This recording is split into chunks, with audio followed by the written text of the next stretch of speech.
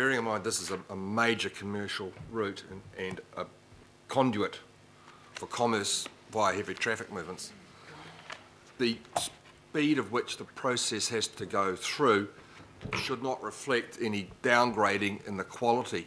So perhaps if I could ask a question of Councillor Lee, if I may, Mr. Chairs, the community's dissatisfaction with the process to date, has that been about lack of clarity and understanding, or just they don't like the idea full stop? Okay, so members, it's not usual to question other members around this table, but I will, in this instance, I think there's probably a preparedness to respond. I'm just signalling that because it's actually not a good practice. It's not a good practice to get into. But in this instance, The council has a good knowledge of the process, yeah. Some of us don't.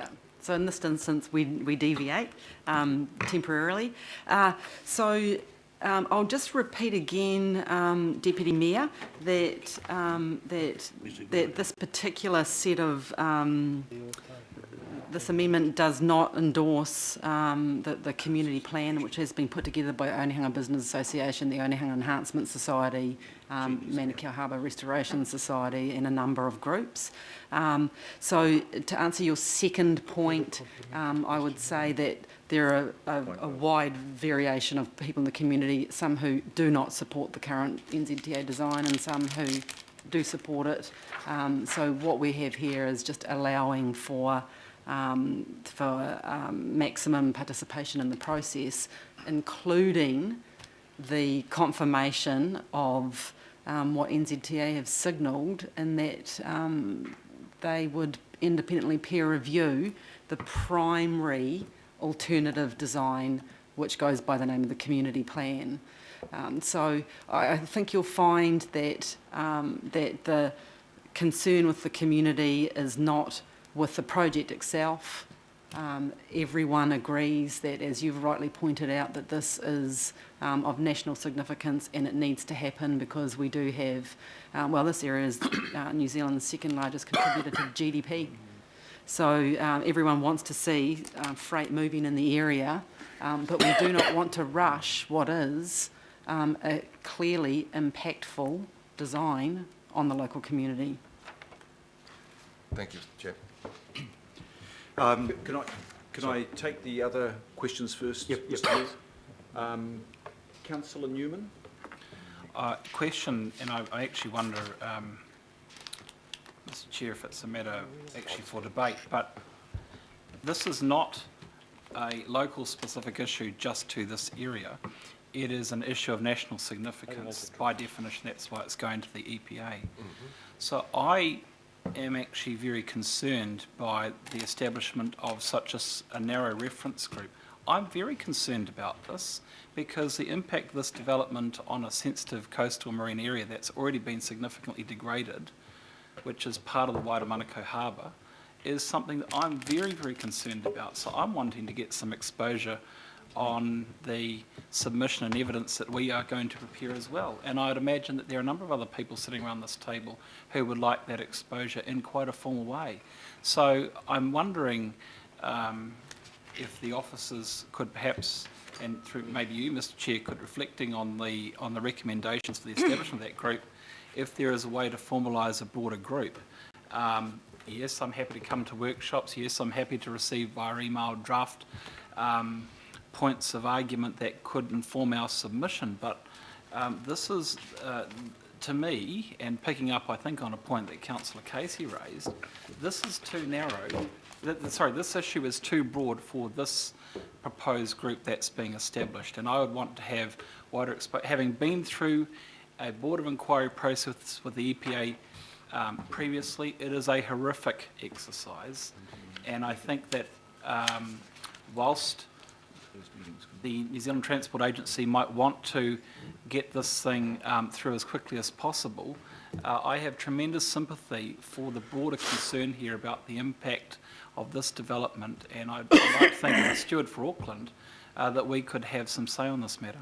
Okay, are there any other members that would like to be part of this reference group? It's not about that. It's not about extending it to 5, 6 or 7. Sorry, no, I'm just asking a question. Are there other members that would like to be part of the reference group?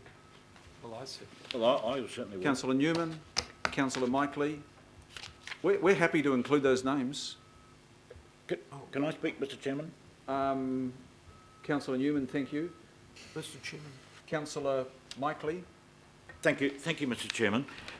you're speaking to the motion at the moment? I'm speaking to the motion, Mr. Chairman. At the moment, sorry, just to be clear, we've actually got the amendment before us, not A, B and C. I think I've just been appointed. Can we deal with the amendment? Which is that one, Mike? The amendment, which is? That's the amendment that we're discussing now. And questions on that? It's doing the submission period. Yeah, it's actually, the standing orders require us to deal with the amendment first.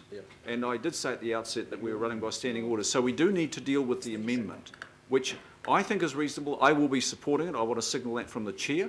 But Councillor Lee, do you want to address the amendment at this stage? Or do you want to go back to the A, B and C? This is asking for some delay, isn't it? So anybody on the amendment? Is this questions or speaking?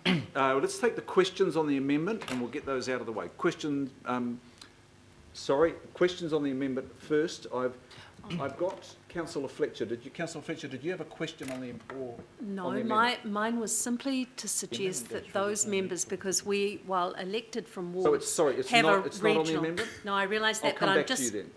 You don't need to, because you've already accommodated the suggestion I was going to make. Okay, thank you. Megoff.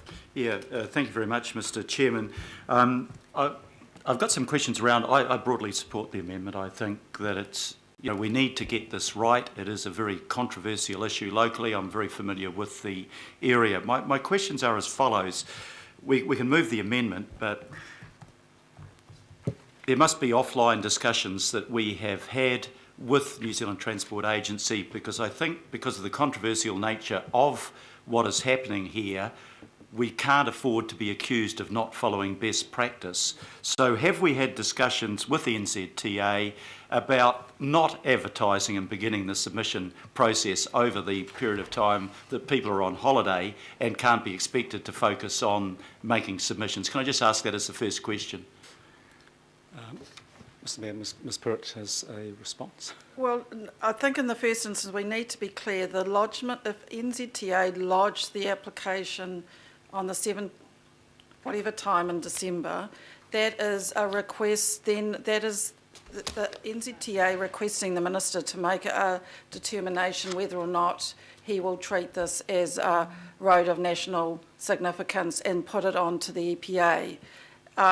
While he might make that decision before Christmas, it is extremely unlikely. In fact, I think we could probably bet on the fact that there would be no notification of the application this side of Christmas.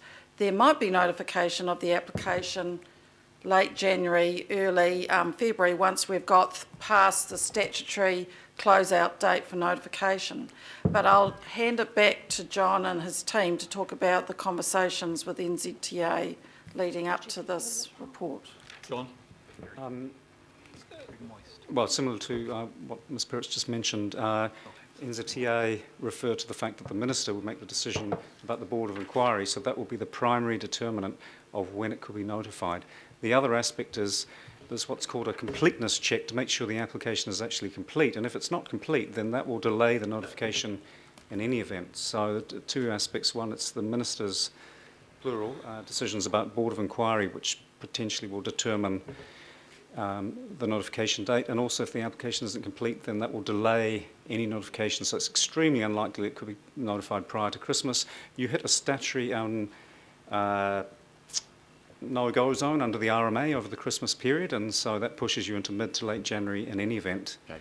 Yeah. That's helpful. Thank you. My second question is, have we yet sought and what would be our prospects of achieving agreement on their part to peer review the alternative process that has been put forward by the community? I wouldn't advocate that in every case, but in this case I know the organisations that have put the alternative proposal up, and if you want to save time, you wouldn't try to rush this through without those organisations being satisfied, because they have been very effective, and rightly so in the past, in moving to protect the environmental concerns that they have in that community. So the question is this, has there been or is there likely to be agreement to peer review the alternative community plan? Thank you, Mr Mayor. My understanding is yes, but those discussions were at an executive level, so I'm not sure if Ms Pruitt has any further information, but my understanding is that yes, NZTA has agreed. Megan Tyler, our Executive Officer for the CPO, is confirming that is the case. Very recent confirmation. They are happy to independently have a peer review of the current preferred alignment. Okay. Oh, sorry, of the community plan alternative. My third and last question really relates to Councillor Newman's concerns. Normally I would be worried about a roadway going down a coastline, but I remember when most of that coastline was rubbish tips and leaking leachate into the harbour, and probably still is. In terms of the work the council has done so far, are you satisfied with the environmental assessment that putting in the east-west link would be likely to enhance the environment by virtue of creating wetlands, creating access to the coastline, creating bays and headlands, as we've done in Onehunga Bay? And are you overall satisfied that this might have a positive rather than a negative environmental effect on that piece of coastline?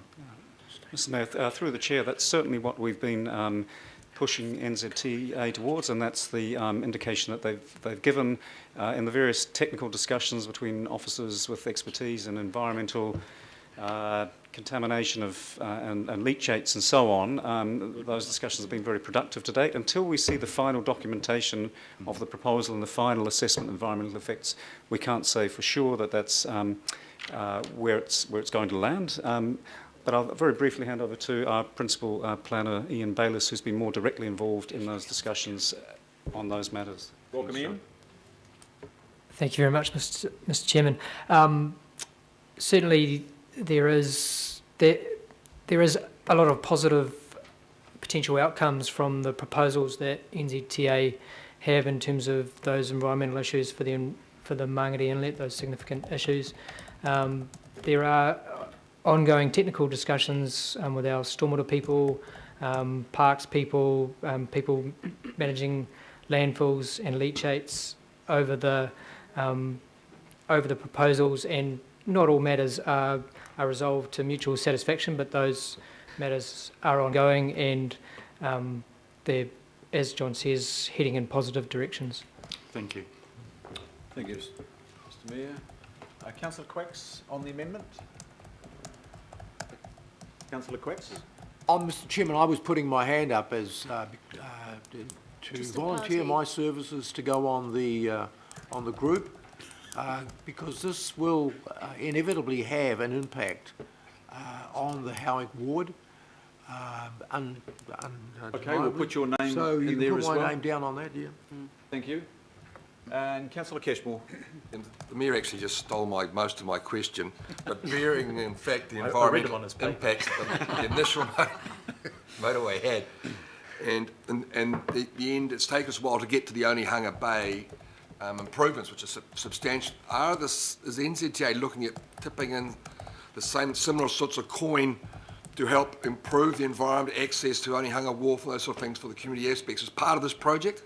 So I seem to recall when we had our initial briefings a year or so ago, that was part of the initial discussions. Deputy Mayor, and through the Chair, the issue of access to the Onehunga Wharf is quite a sensitive one and quite a complex one. I think the reference to clear, understandable visuals in the amendment will certainly assist. We have, as staff, been requesting that of NZTA for some time, and it's just those visuals aren't clear enough. So there is a stated intent on behalf of NZTA that they will have good access to the Onehunga Wharf, but whether that's the reality or not, we have yet to see clear enough images, visuals, technical drawings to be absolutely sure. So they're saying, yes, they will provide good access, but we just can't say for sure they've achieved that. Thank you. Thank you. No questions on the amendment. Is there any comment that members would like to contribute on the amendment? Well, I had my question. I had my hand up for a question, but it may have been missed. Can I take firstly Councillor Clow and then Councillor Philippina? Mine's quite a basic question. What does the modelling show regards airport traffic using this route, because obviously we've got Waterview opening next year, I think, and the hope is it's going to take a lot of pressure off transport from the airport, therefore not going through the suburbs of Epsom, etc., in that area. When this opens eventually, have we done modelling to see how much diversion is going to occur from that route, and they're going to cut across and go onto the southern motorway and hence into town and exacerbate the issues that we have on that motorway, the southern motorway?